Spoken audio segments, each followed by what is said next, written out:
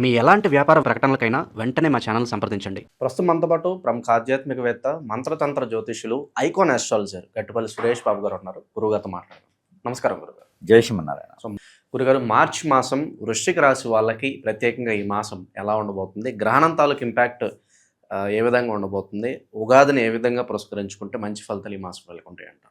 ద్వాదశ రాశిలో వృశ్చిక రాశి. వృశ్చిక రాశి వారికి మార్చి మాసం 2026 సంవత్సరం. అలానే మార్చి మాసంలో అతిపెద్దటువంటి గ్రహణం, ఈ యొక్క చంద్రగ్రహణం రావటం ఆరంభం అవటం. ఈ చంద్రగ్రహణం మార్చి 3వ తారీఖున సింహరాశిలో మఖా నక్షత్రంలో వస్తుంది. ఈ మఖా నక్షత్రం సింహరాశిలో వస్తుంది కాబట్టి వృశ్చిక రాశి వారికి కొంతమేర ఇబ్బంది పడిగేటువంటి ఛాయలు అయితే కనపడుతూ ఉన్నాయి. అదేంటంటే కనుక వీరికి ప్రత్యేకంగా ఈ యొక్క మకర రాశి వారికి అయితే ఆర్థికంగా ఇబ్బంది పడేటువంటిది అయితే కనపడుతుంది. మరొకటి అందరూ గుర్తుపెట్టుకోవాలి, ఈ యొక్క వృశ్చిక రాశి వారు గుర్తుపెట్టుకోవాల్సిందంటే ఆల్రెడీ జాబులు చేస్తున్నారు అనుకోండి, జాబ్ మానేయకండి.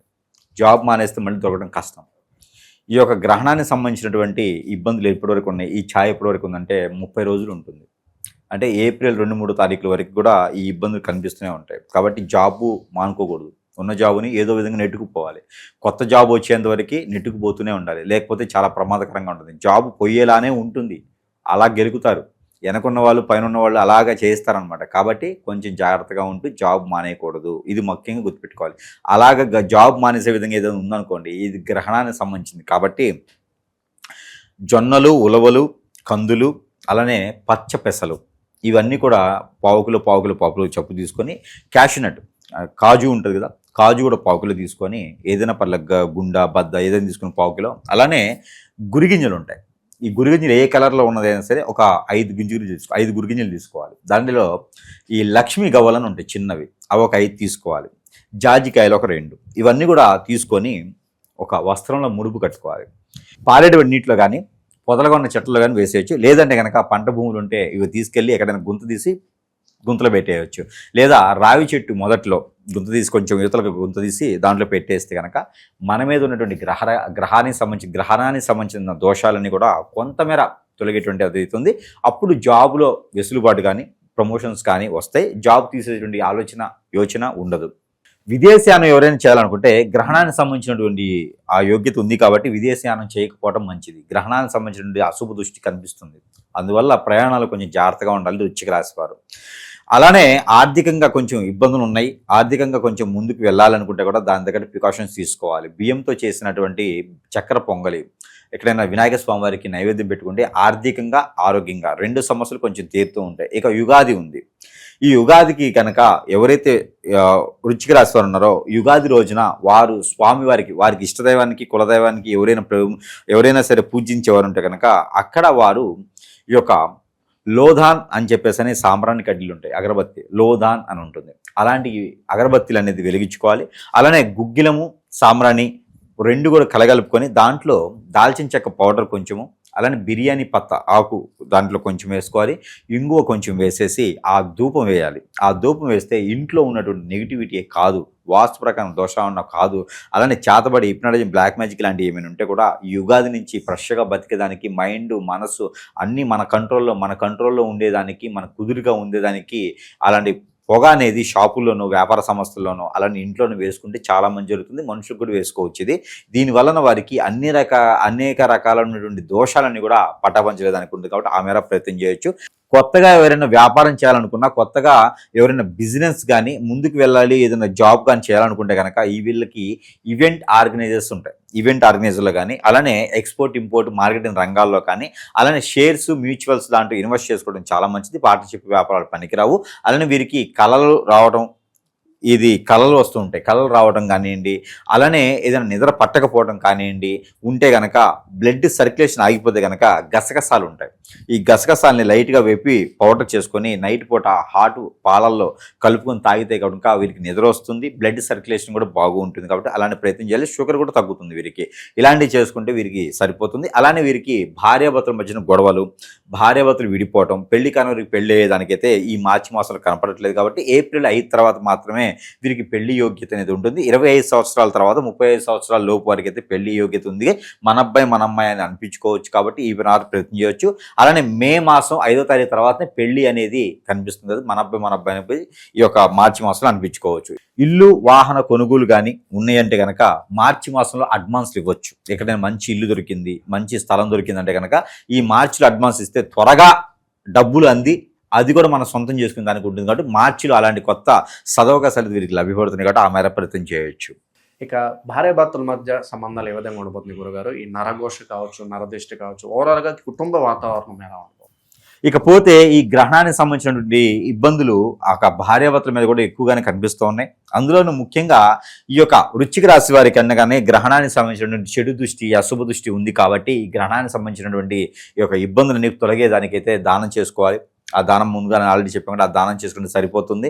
అలానే భార్యాభర్తల మధ్య గొడవలు అయితే కొంతమేర కనిపిస్తున్నాయి కాబట్టి ఎవరైతే మెలకుండా ఉంటే మంచిది.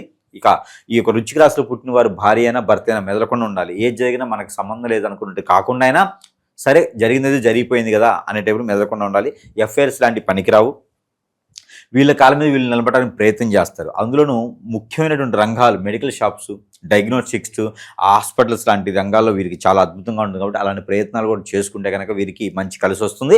అలానే వీరికి ఏదైతే కోర్టు వరకు వెళ్ళినటువంటి సమస్యలు అయితే ఉన్నాయో అవి సానుకూల పడేటువంటి వాతావరణం కనిపిస్తుంది. కాబట్టి ప్రయాణాలు చేసేప్పుడు కొంచెం జాగ్రత్తగా వహించి ప్రయాణం చేసుకుంటే చాలా మంచి జరుగుతుంది ఈ యొక్క మార్చి మాసంలో. ఇక యుగాదికి అయితే కనుక ఒక ముగ్గురికి బట్టలు పెట్టడం కానివ్వండి, ఒక నలుగురికి 5గురికి భోజనం పెట్టడం కానీ చేస్తే వీరికి ఉన్నటువంటి కాలసర్పదోషం, నాగదోషాలు లాంటి కొంచెం తొలగిపోయేలా ఉండి బఠానీలు దానం కూడా చేసుకోవచ్చు. వీరు చాలా మంచి జరిగేదానికి ఉంటుంది. కాబట్టి ఇలాంటి ప్రయత్నాలు చేసుకుని అదృష్టవంతులు అయితే అవ్వచ్చు మార్చి మాసంలో.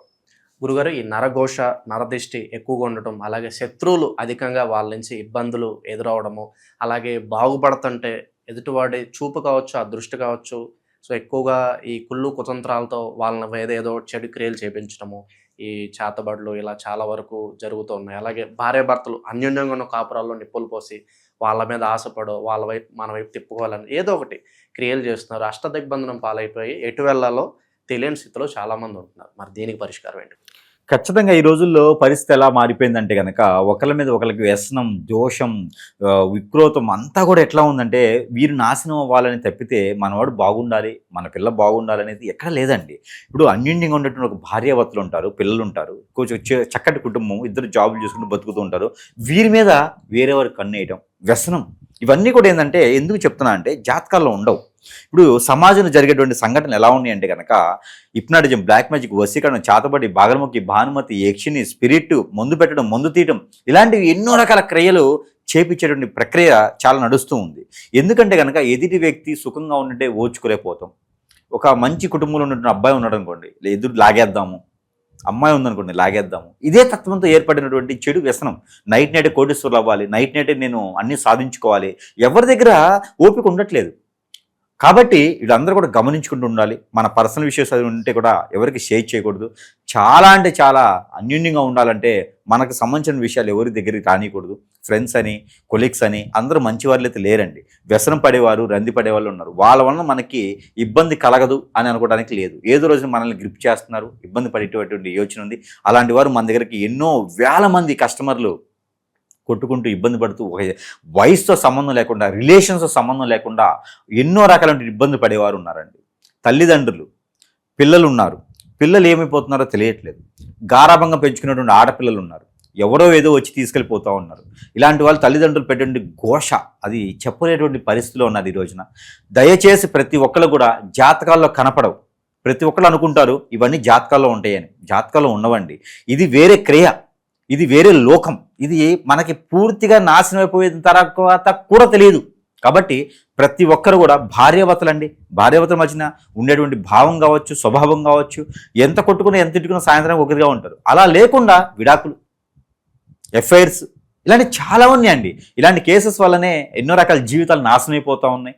ఇలాంటి వాటి జోలు వెళ్ళకూడదండి. అలాంటి ఏమైనా ఉంటే కూడా ఖచ్చితంగా మీలో ఏదన్నా సమస్యకి ఎట్లా ఉండాలంటే కనుక ఆ సిమ్టమ్స్ అనేజీగా ఉండటం కానీ, మన ఫేస్లో చేంజెస్ కనిపించడం, కళ్ళు చేంజెస్ కనిపించడం, జుట్టు ఊడిపోవటం, ఇది నాకు ఊడిపోయింది అది కాదు, ఇది జీన్స్. అది కాకుండా మీకు హెయిర్ ఫాల్ లాంటిది అవ్వటం కానివ్వండి, ఇంకా లేడీస్లో వచ్చేసి స్టమక్ రిలేటెడ్ సమస్యలు, లోపల ఏదో ఉన్నట్టుగా నీరసంగా ఉండడం, కోపం రావడం, చిరాకు పట్టడం, ఇలాంటి సమస్యలు, ఒంటరిగా ఉండాలనిపించడం, సూసైడ్ లాంటివి చేసుకోవడం, ఎంత ఉన్నా కూడా ఏది ముందుకెళ్ళలేకపోవడం, అష్టదిబ్బందులు అంటారు దాన్ని. ఎంత చేసినా ముందుకు వెళ్ళదు, జాబులు ఉండవు, సరిగా ఉండేటువంటి పరిస్థితి ఉండదు. ఇలాంటి ఏదైనా కనిపిస్తే కనుక ఖచ్చితంగా సంప్రదిస్తే కనుక వారికి పరిష్కార మార్గం చూపించే విధంగా ఉంటాం. దొంగ స్వాముల్ని, దొంగ గురువులను నమ్మకండి. అలాంటి వాళ్ళ దగ్గరికి వెళ్ళేసి మన అవసరం కోసం వాళ్ళ దగ్గరికి వెళ్తే వాళ్ళు అవకాశం తీసుకుంటున్నారు.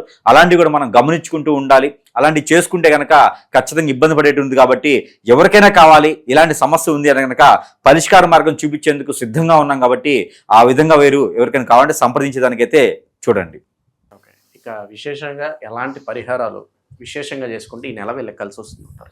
అమ్మవారికి కుంకుమార్చన చేయించుకోవాలండి. ఎక్కడైనా లలిత అమ్మవారు కానీ, దుర్గామాత కానీ, పార్వతి అమ్మవారు కానీ కనిపిస్తుంటే కనుక అక్కడ కుంకుమార్చన చేయించి ఆ కుంకుమని మాసం అంతా కూడా పెట్టుకుంటే కనుక వీరికి ఉన్నటువంటి నరదిష్టి, నరఘోష కాకుండా, శత్రుభయమే కాకుండా, ఆర్థిక సమస్యలు కాకుండా అనేక రకాలైనటువంటి ఏదైతే ఇబ్బందులు ఉన్నాయో అవన్నీ కూడా తొలగేలా ఉంటుంది. కాబట్టి ఈ యొక్క చిన్న పని చేసుకుంటే చాలు అదృష్టవంతులు అవ్వచ్చు. ఓవరాల్గా ఈ మాసం వీళ్ళకి ఏ విధంగా ఉండబోతుందో మంచి విశ్లేషణ అందించారు. ధన్యవాదాలు.